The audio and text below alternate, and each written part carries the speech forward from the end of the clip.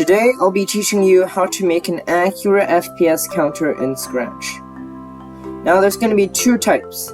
So one type is an FPS counter where it uses the timer feature, but if your project already uses that and you want to mess it up, you can use the second variant, which uses another method, so you can still keep your timer code all intact and it'll be fine. Though for the second variant, you'll have to stick around for the first part, and then in the second part I'll show you how to modify the first part, so it really builds off of that. So let's get started. So let's get started with the first one. So what you want to do is just follow along. So there's like this simple loop, so you can replace this with any of your code. So but this is just like a demonstration of how you would put it in. So you could put some code in that forever loop wherever.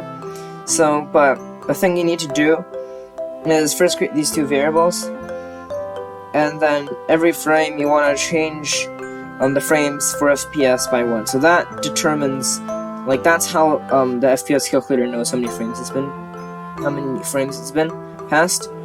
So you want to create this message, so it starts, and then forever it just does the math, and then when it starts, it resets the frames, resets the timer, and then it waits until the timer is equal or bigger to 1. Well, this isn't that code, but it has the same function. And then after this, I'll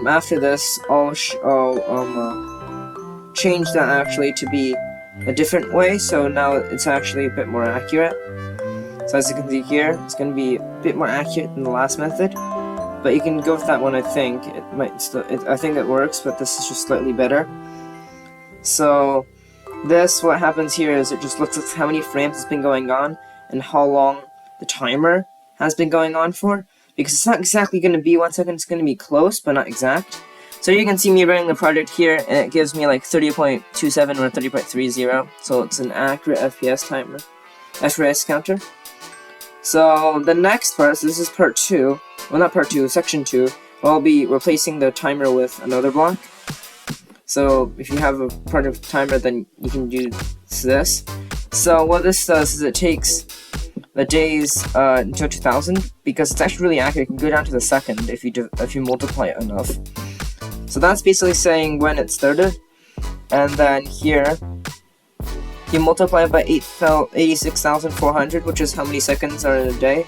So that basically takes it from days since 2000 to seconds since 2000.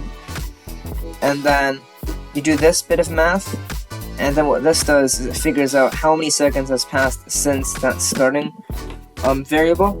So once this, and this is basically like a timer function, but without using the timer block. So here I just replace all the timers and then replace it with this.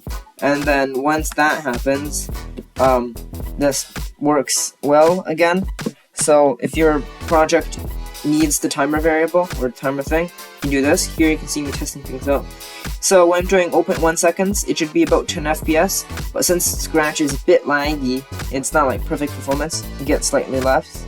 Then for this, it's like 2 frames per second, and then it shows pretty much exactly to like 1.99 or something like that. So that's how you make an accurate FPS counter in Scratch.